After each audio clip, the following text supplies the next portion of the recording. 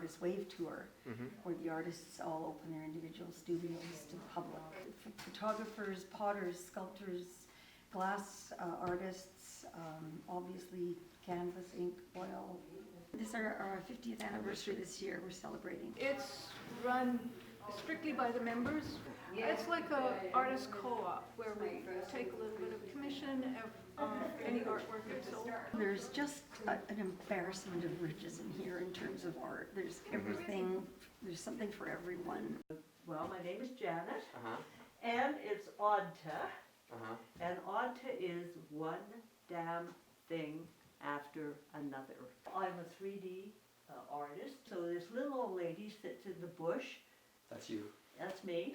I work on a computer. I found out that computers can do more than email.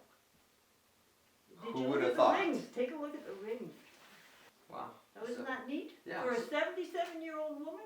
Why is there 3 dolphins? Well, I just put 3 on. This one has step 2 on it. In life, you'll find that the dams are the most interesting part of life. The rest of it's just boring. I'm Tim Wall, and so I'm the co-owner and curator for the gallery here at Bulrushes. This is our 5th season and our last season. The art that we have in both of our gallery spaces, this one and the one that's next door, are well-known Canadian artists that come from all over the country. We love art, and we've just been trying to share our love and passion for art with other people and give them opportunities to have beautiful works of art in their home. Finding some incredible piece of art in a place that you never would have expected to find. I have a lot of memories of just all the wonderful people we've met over the last 5 years, and some great friendships that we've established that we wouldn't have had we not had the gallery. It's been a lot of fun, and now we've got new adventures. I'm Brenda Buck, and I do beading. I call myself Breeze Designs because I had an uncle who used to call me Breeze when I was a little girl. So this, for instance, is one bead at a time.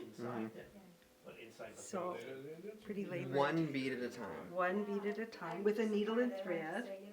Where did you learn this technique from? But I would say, Did you have a master? I had a no, I didn't have a master with this. I believe I taught myself this. Well, I'm only here for the summer, Okay. but I'm always working. We went downtown about 8 o'clock. Fun to make.